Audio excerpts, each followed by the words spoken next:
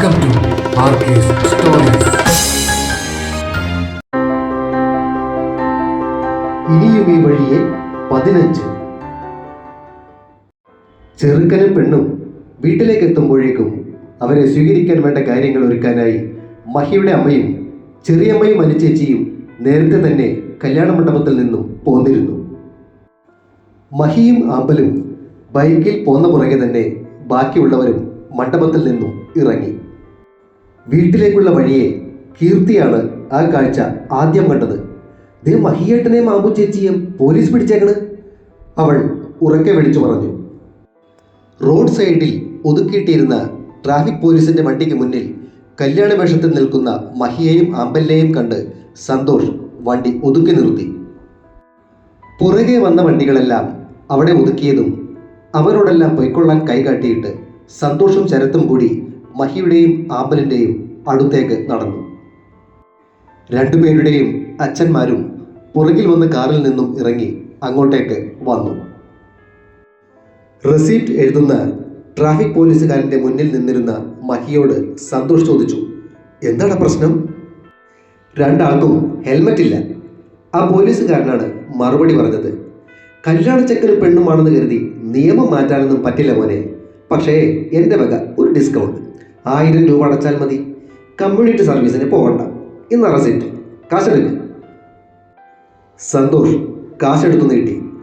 അപ്പോൾ രണ്ടാൾക്കും കേരള ട്രാഫിക് പോലീസിൻ്റെ വക ഒരു അടിപൊളി മാരേജ് വിഷസ്. പോയിക്കോ. കാശ് വാങ്ങിയിട്ട് പോലീസുകാരൻ പറഞ്ഞു. Thank you. മഹിയുടെ ആ നന്ദി പറച്ചിൽ കേട്ട് ആമ്പൽ അവനെ ദഹിപ്പിക്കും വണ്ണം ഒന്ന് നോക്കി. യോടാ, ഇങ്ങനെ നോക്കല്ലേ മോളെ, ചേട്ടൻ പ്യാടിക്കും. അവളെ നോക്കി ഒന്ന് പുച്ഛിച്ചിട്ട് അവൻ ചെന്ന് ബൈക്ക് സ്റ്റാർട്ട് ചെയ്തു. ബൈക്കിൽ കയറാതെ അവൾ കാറിൻ്റെ അടുത്തേക്ക് നടക്കുന്നത് കണ്ടതും ശരൺ ചോദിച്ചു, നീ ഇതെങ്ങോട്ടാ?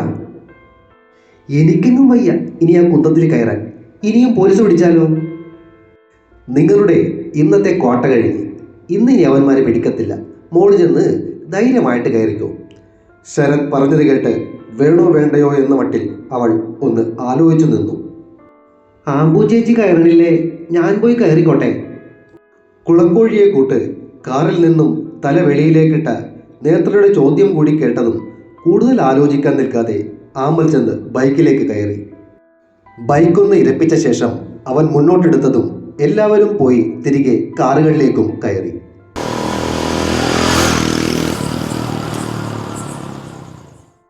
അവർ വീട്ടിലേക്ക് എത്തിയപ്പോഴേക്കും ചെറുക്കനെയും പെണ്ണിനെയും സ്വീകരിക്കാനുള്ള ഒരുക്കങ്ങളൊക്കെ റെഡിയായിരുന്നു. മഹിയെയും ആമ്പലിനെയും മുന്നിൽ നിർത്തി ആരതി ഒഴിഞ്ഞ ശേഷം രാധാമ്മ അനതയുടെ കയ്യിൽ നിന്നും നിലവിളക്ക് വാങ്ങി ആമ്പലിൻ്റെ കയ്യിലേക്ക് നൽകി. ഐശ്വര്യത്തിൻ്റെ പ്രതീകമായ നിലവിളക്കും കയ്യിലേന്തി വലത് കാല് വെച്ച് രാധേയത്തിലേക്ക് കയറുമ്പോൾ ആമ്പലിൻ്റെ മനസ്സ് അസ്വസ്ഥമായിരുന്നു. ഓർമ്മ വെച്ച നാൾ മുതൽ ഓടിക്കളിച്ചിട്ടുള്ള വീടിനകത്തേക്ക് ഇങ്ങനെ മഹിയുടെ മണവാട്ടിയായി കയറി വരേണ്ടി വരുമെന്നവൾ സ്വപ്നത്തിൽ പോലും കരുതിയിരുന്നില്ല. പൂജാമുറിക്ക് മുന്നിൽ കൊണ്ടുവച്ച നിലവിളക്ക് മുന്നിൽ തൊഴുതു നിൽക്കുമ്പോൾ അറിയാതെ അവരുടെ കണ്ണുകൾ നിറഞ്ഞു. എന്തിനാ മണിക്കുട്ടി കരയണേ? വേറെങ്ങുമല്ലല്ലോ, ഇത് നിന്റെ വീട് തന്നെയല്ലേ? കവിളിലേക്ക് ഒഴുകും മുന്നേ രാധാമ്മയുടെ വാത്സല്യം നിറഞ്ഞ കൈകൾ ആ കണ്ണുനീർ തുടച്ചു മാറ്റി. അവൾ അപ്പച്ചിയുടെ തോളിലേക്ക് തലചാരി. മുടിയിൽ തലോടിയ വിരലുകളുടെ വാത്സല്യത്തിലും സ്നേഹത്തിലും കണ്ണുകൾ പൂട്ടി അല്പനേരം നിന്നപ്പോഴേക്കും അമ്മയുടെ ശബ്ദം അവൾ കേട്ടു. അല്ല, അപ്പച്ചിയും മോളും കൂടി ഇങ്ങനെ തന്നെ നിൽക്കാനാണോ പരിപാടി? വന്നയാമ്പോ. കയ്യിൽ പിടിച്ചത് അമ്മയാണെന്ന് തിരിഞ്ഞു നോക്കാതെ തന്നെ അവൾക്ക് മനസ്സിലായി. മുഖമുയർത്തി തിരിഞ്ഞപ്പോൾ നോക്കി നിൽക്കുന്ന എല്ലാ മുഖങ്ങളിലും ചിരിയാണ്. അവളുടെ കണ്ണുകൾ നിഷയെ തിരഞ്ഞു. നീ ആരെയാ ഈ നോക്കുന്നേ? മഹിയാണോ? താമി ചേച്ചിയുടെ ചോദ്യം. അത് കേട്ട് എല്ലാവരും ചിരിക്കുന്നു. ഓ, ഒരുമാതിരി ചോദ്യവും അത് കേട്ട് ഇളിക്കാൻ കുറെ തറകളും. എല്ലാറ്റിനെയും മനസ്സിൽ ഒന്ന് പുച്ഛിച്ചിട്ട് അവൾ ചോദിച്ചു, നിച്ചു എവിടെ? ചേച്ചിയും സൈമൺ ചേട്ടനും കൂടെ അമ്മമ്മയുടെ മുറിയിലേക്ക് കയറിയിട്ടുണ്ട്, കീർത്തി പറഞ്ഞു. അച്ചമ്മയുടെ മുറിയിലേക്കോ? അതെന്താണാവോ കാര്യം? ആലോചിച്ചു നിൽക്കുന്നതിനിടയിൽ അമ്മ വീണ്ടും അവരുടെ കയ്യിൽ പിടിച്ച് മുൻവശത്തേക്ക് കൊണ്ടുപോയി സെറ്റിയിൽ ഇരുത്തി.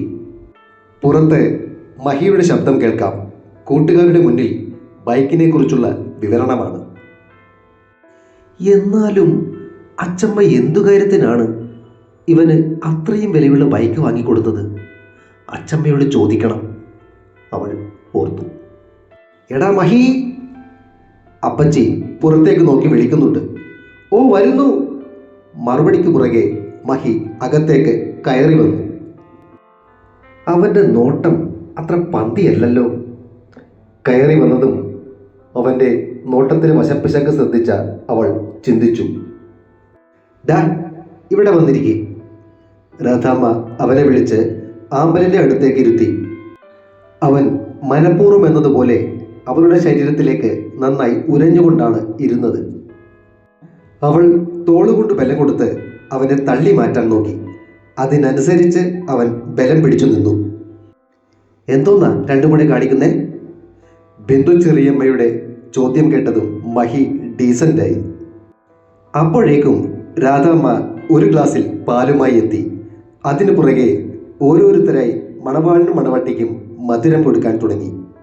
നിന്നിരുന്നവരെല്ലാം ഓരോ സ്പൂൺ പാല് ഇരുവർക്കും കൊടുത്തതിന് ശേഷം അനിതയും താമിയും കൂടി ആമ്പലിനെ മഹിയുടെ മുറിയിലേക്ക് കൊണ്ടുപോയി. തലേ ദിവസം തന്നെ അവളുടെ അത്യാവശ്യമുള്ള ഡ്രസ്സുകളെല്ലാം മഹിയുടെ മുറിയിലേക്ക് മാറ്റിയിരുന്നു. കബോർഡ് തുറന്ന് അതിലെ ഒരു വശത്തെ തട്ടിൽ അടുക്കി വെച്ചിരുന്ന ആമ്പലിലെ ഡ്രസ്സുകൾ അനിത അവൾക്ക് കാട്ടിക്കൊടുത്തു.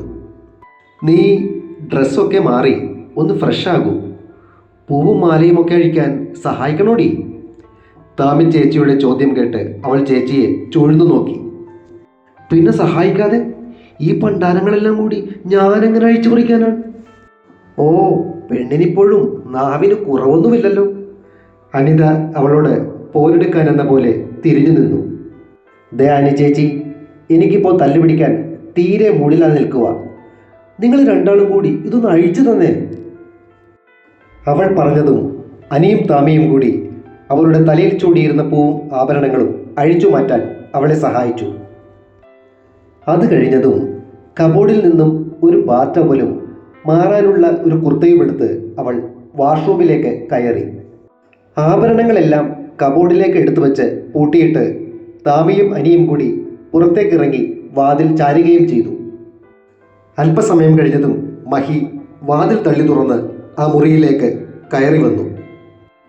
കയറി വന്ന പാടെ പതിവ് പോലെ ആശാൻ ഉടുത്തിരുന്ന കുർത്ത ആദ്യം തലവഴി ഊരി കട്ടിലിലേക്കെറിഞ്ഞു. പുറകെ ബനിയനും. അതിനുശേഷം മുണ്ടഴിച്ച് കട്ടിലിലേക്കിട്ടിട്ട് ബോക്സറും ഇട്ടുകൊണ്ട് കബോർഡ് തുറക്കാൻ നീങ്ങുമ്പോഴാണ് വാഷ്റൂമിൻ്റെ വാതിൽ തുറന്ന് ആമ്പൽ പുറത്തേക്കിറങ്ങിയത്. പാൻറില്ലാതെ കുർത്ത മാത്രം ധരിച്ച് പുറത്തേക്കിറങ്ങിയ ആമ്പൽ ബോക്സർ മാത്രം ഇട്ട് നിൽക്കുന്ന മഹിയെ കണ്ട് വാ പൊളിച്ചപടി നിന്നു. മഹിയും അവളെ കണ്ടതിൻ്റെ ഷോക്കിൽ ആയിരുന്നു.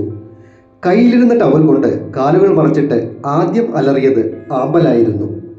നീ എന്താടാ പട്ടി ഇവിടെ? അവൾ അവനു നേരെ ചീറ്റി. അതുകൊള്ളാം, എൻ്റെ മുറിയിൽ കയറി നരങ്ങിയിട്ട് അവിടെ ചോദിക്കുന്ന കേട്ടില്ലേ, ഇതെൻ്റെ മുറിയാടി ചൂലേ. അവനും വിട്ടില്ല. അതിന് നീ ഇങ്ങനെ തുണിയില്ലാണ്ട് നിൽക്കണത് എന്തിനാ? തുണിയില്ലാണ്ടോ? പോളിശോമേ, ഞാൻ ജോക്കിയുടെ നല്ല ഒന്നാം തരം ബോക്സറാ കൊടുത്തിരിക്കുന്നത്. ഞഞ്ഞായി. എന്നാ പിന്നെ അതും കൂടി അങ്ങ് ഊരിക്കളയടാ. ആണോ? പറയണ്ടേ കർലേ. അതും പറഞ്ഞവൻ ബോക്സറിൻ്റെ ഇലാസ്റ്റിക്കിൽ പിടിച്ച് താഴ്ത്താൻ ശ്രമിച്ചു. അയ്യേ, ഇറങ്ങിപ്പോടാ നാറി. കയ്യിലിരുന്ന ടവൽ അവന് നേരെ വലിച്ചെറിഞ്ഞിട്ട് അവൾ തിരികെ വാഷ്റൂമിലേക്ക് കയറി വാതിലടച്ചു. നമ്മളോടാ കളി, ചെറി കൂട്ടിക്കൊണ്ട് പറഞ്ഞിട്ട് അവൻ വാഷ്റൂമിൻ്റെ വാതിലിന് മുന്നിൽ ചെന്ന് നിന്ന് വരികളൽപ്പം മാറ്റി നീട്ടിയും കുറുക്കിയും ഒരു പാട്ടുപാടി. ദിപ്പത്തൊട്ടേനെ ഞാൻ കൈകൾ കൊണ്ടങ്ങ് കെട്ടിപ്പിടിച്ചേനെ ഞാൻ ഈ ചിത്രത്തൂണിലെ പ്രതിമ പോലെ മാറിൽ ഒട്ടിപ്പിടിച്ചേനെ.